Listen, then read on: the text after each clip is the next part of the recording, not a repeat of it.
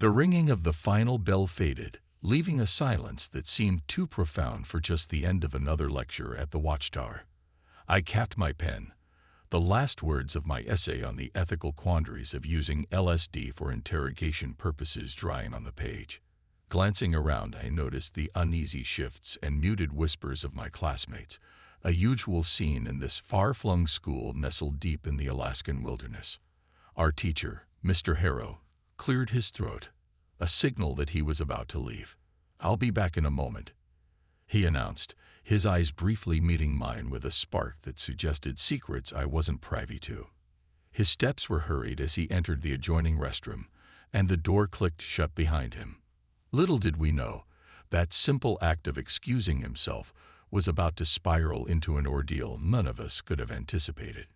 Minutes turned into an hour, and Mr. Harrow did not return. Concern morphed into speculative gossip. Maybe he teleported somewhere, Miles joked, trying to lighten the mood with a reference to our unique abilities. Yet his laughter didn't quite reach his eyes, which flickered with the same unease that clawed at my gut. As the sun began its descent, casting long shadows across the room, our classroom door slammed shut without warning. A vortex of purple light erupted in the center of the room, a silent scream ripping through the fabric of reality. From this swirling chaos emerged creatures so grotesque they could only dwell in nightmares, flying scorpions with faces too human, and hellhounds whose growls resonated with the sounds of the damned. Panic ensued as the creatures attacked. Chairs overturned, papers flew, and screams pierced the air. My heart pounded in my chest, an erratic drum of terror and adrenaline.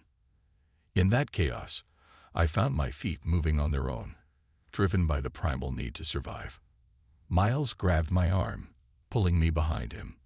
"We need to get out of here," he shouted over the cacophony of our classmates' terror. Alina was already by the door, her brow furrowed in concentration as she mentally shoved desks and chairs to barricade it, buying us some time.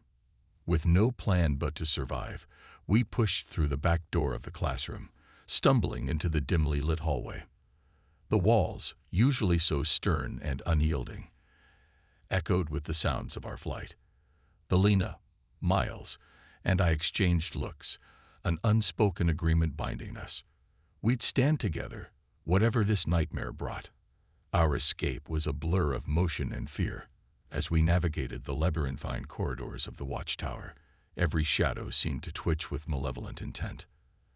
The school, designed as a haven for those like us with paranormal abilities, now felt like a trap, every hallway and classroom a potential ambush. As we rounded a corner, the eerie silence was shattered by another scream. This one cut short in a way that spoke of finality. My stomach churned, the fear a palpable thing that threatened to overwhelm my senses. But then it hit me, a surge of power rippling through my body, an instinctual response from the deepest part of my being. It was my ability, the one I had fought so hard to control. As the reality of our situation sank in, I knew that the time to fight was now. My skin began to tingle, the beginnings of a transformation that I had both feared and needed. This was no longer just about escape. It was about survival, and I was ready to embrace the beast within. We pushed through the corridors, our footsteps echoing against the cold, unyielding floors of the Watchtower. Behind us, the screams and chaos of the attack receded, but the danger was far from over. Every shadow flickered with potential threats, every closed door a barrier between us and whatever horrors lay beyond. As we paused to catch our breath, I could feel the strange, crawling sensation of my skin shifting, my senses heightening. It was the onset of my transformation, a reptilian alter ego I had long feared and suppressed. Miles noticed the change, his eyes widening slightly. "Hey, it's okay," he murmured, placing a reassuring hand on my shoulder. "We need whatever edge we can get."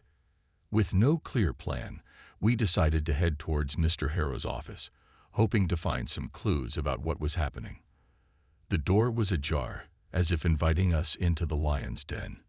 Inside, the room was shrouded in darkness, save for the moonlight spilling through the window, casting long, sinister shadows across the floor. Alina stepped forward, her hands flickering with telekinetic energy as she rifled through the papers and drawers with just a thought. Her face was a mask of concentration, the debris of our desperate search floating in the air around her. "Look at this," she finally said, holding up a series of cryptic notes that hinted at deeper, darker experiments that involved all of us. The discovery of Mr. Harrow's involvement with the demonic child was a betrayal that cut deeper than any physical wound. The notes detailed plans for harnessing our powers, not for our benefit, but for something much more sinister. The weight of this revelation hung heavy between us, a tangible shift in our understanding of our predicament. Our discussion was cut short by a sudden, piercing howl that resonated through the walls, more animal than human. It was a call to arms, a reminder that our time was running out. "We can't stay here," Miles said, his voice low and urgent. "We need to keep moving." As we ventured deeper into the school, our path was a patchwork of evasion and confrontation. We encountered more creatures, each encounter more harrowing than the last. My transformation, once a source of personal horror, became our lifeline. My scales deflected claws that would have torn flesh, and my enhanced senses allowed us to navigate through less traveled paths. In one breathless moment, we found ourselves cornered by a pack of hellhounds. Their eyes glowed with a malevolent fire, their snarls a soundtrack to our impending doom. But it was then that Miles' intuition shone through. He grabbed us and pulled us into a hidden alcove just as the beasts charged. We watched, barely daring to breathe, as they thundered past. With every narrow escape, our resolve hardened. The school's remote location, once our sanctuary, now felt like a cage.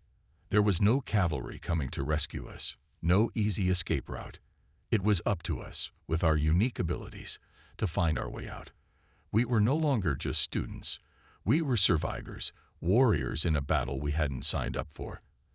As we made our way to the safety of the telekinetics laboratory, a plan began to form. Using the school's specialized equipment, we could perhaps create a diversion, an explosion of energy and power to clear a path to freedom. Alina was confident, her abilities perfectly suited to manipulate the volatile substances we found. "This might just work," she said, a fierce determination in her eyes. Our newfound courage was a fragile thing, tempered by the horrors we had witnessed. But as we prepared our last stand in that dimly lit lab, surrounded by the tools of our potential salvation, I felt a shift in the dynamic. We were no longer at the mercy of our fears. We were taking control, fighting back with every ounce of our combined powers. And in that moment, I realized that whatever lay ahead, we faced it together. The corridors of the Watchtower had never seemed so ominous, their shadows more pronounced under the flicker of the emergency lights. As we made our way to the central telekinetics laboratory, my transformation became more pronounced, scales forming a rough protective layer across my skin. Each step was heavy, burdened not just by fear, but by the impending reality of what I was becoming. Inside the lab, the air was charged with static, the tension palpable. Alina and Miles set to work immediately, gathering materials for what would be our desperate attempt at creating a distraction. Amidst beakers and buzzing electrical equipment, I could feel the beast within me stirring, eager for release, drawn by the energy around us. "We need to hurry," Alina said, her voice a whisper over the hum of machinery. She was manipulating the chains and knives with her mind, setting up a perimeter defense around us. Her control was precise, every movement calculated to maximize our chances of survival. As we prepared, the door burst open with a force that sent a shockwave through the room. Standing there, amidst the swirling mist of disrupted air, was Mr. Harrow. But the man who taught us history was gone, replaced by something darker, his eyes glowing with a fire that matched the pyrokinesis he wielded. Beside him, the figure of the demonic child emerged, its presence chilling the air further. The confrontation was inevitable. "You don't understand what you're meddling with," Mr. Harrow's voice boomed, tinged with a madness that made my blood run cold. He raised his hands, flames licking between his fingers, a clear threat. But the fear that had once gripped me was receding, replaced by a fierce determination. The beast within wasn't just a curse. It was a part of me, a powerful ally in this fight. With a roar that echoed through the lab, I embraced my transformation fully, scales hardening, reflexes sharpening. I was ready. Miles acted as if on cue, his intuition guiding him. He dodged a burst of flame and tackled the demonic child, disrupting its concentration and giving us the opening we needed.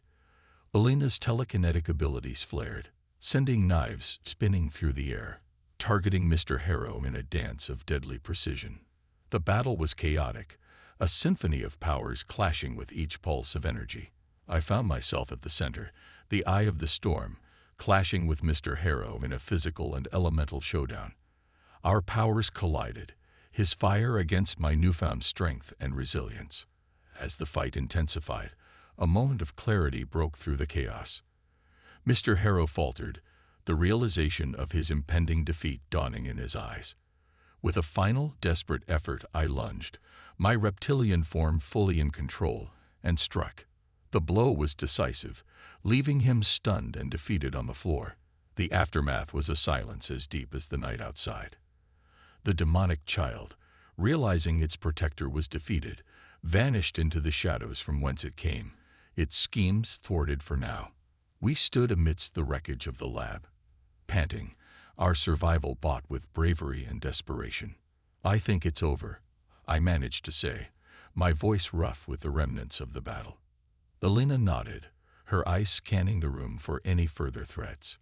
Miles slumped against a wall, relief etched across his face.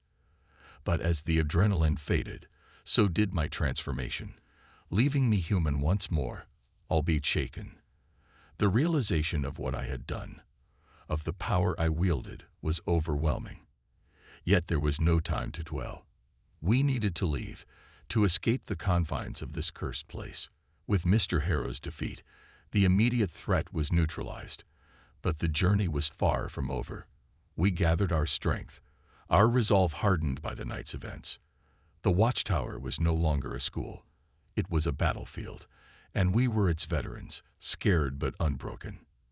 As we stepped out into the cold Alaskan night, the wilderness awaited us, a new chapter in our extraordinary lives just beginning. The cold Alaskan air bit into my scales as I stepped out of the Watchtower, the weight of our actions heavy on my shoulders.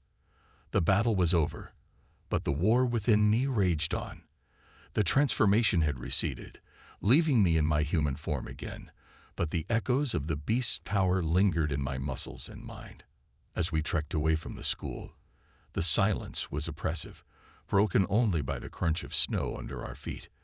Alina walked slightly ahead, her posture tense, every sense alert for any signs of pursuit or danger. Miles kept glancing back, his intuition no doubt on high alert after the night's revelations and confrontations. "We did what we had to do," I finally said, breaking the silence.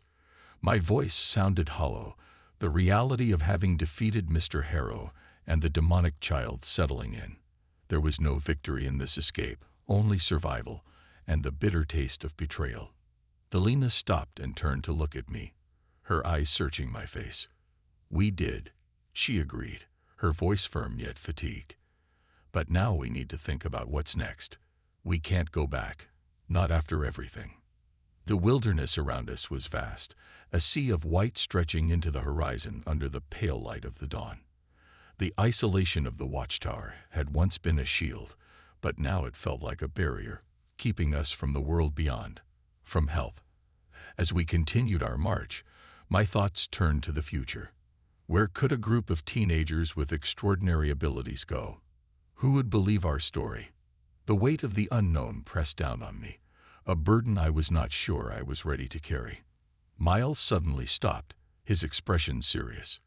"We might be alone now, but we're not helpless. We've got each other, and we got our abilities," he said, looking between Alina and me. His words were a lifeline, a reminder of the strength we had found in each other. The day gave way to evening as we found a sheltered spot to rest. The adrenaline of the night had long since faded, replaced by exhaustion and the cold reality of our situation. I couldn't help but reflect on the transformation that had saved us, but also frightened me. It was a part of me I could no longer deny or fear. It was my survival. That night, under the stars, we made a pact. No matter what lay ahead, we would face it together. Our journey from students to survivors to fugitives had bound us in ways that the walls of any school never could. As dawn broke over the mountains, I looked at my companions, their faces set with determination and hope. With the first light, we would start anew, forging a path through the wilderness, away from the shadows of the Watchtower. The world beyond the mountains was vast, filled with dangers and wonders alike. But as I felt the residual strength from my transformation pulse through my veins, I knew we were ready. Ready to face whatever challenges came, ready to protect each other, ready to find our place in a world that might not understand us, but would eventually have to accept us. Our journey from the Watchtower was not just an escape, it was a beginning. And as the sun rose, casting golden light across the snow, I knew that whatever awaited us, we would meet it head-on, not as monsters, but as warriors, friends, and survivors of the darkest nights.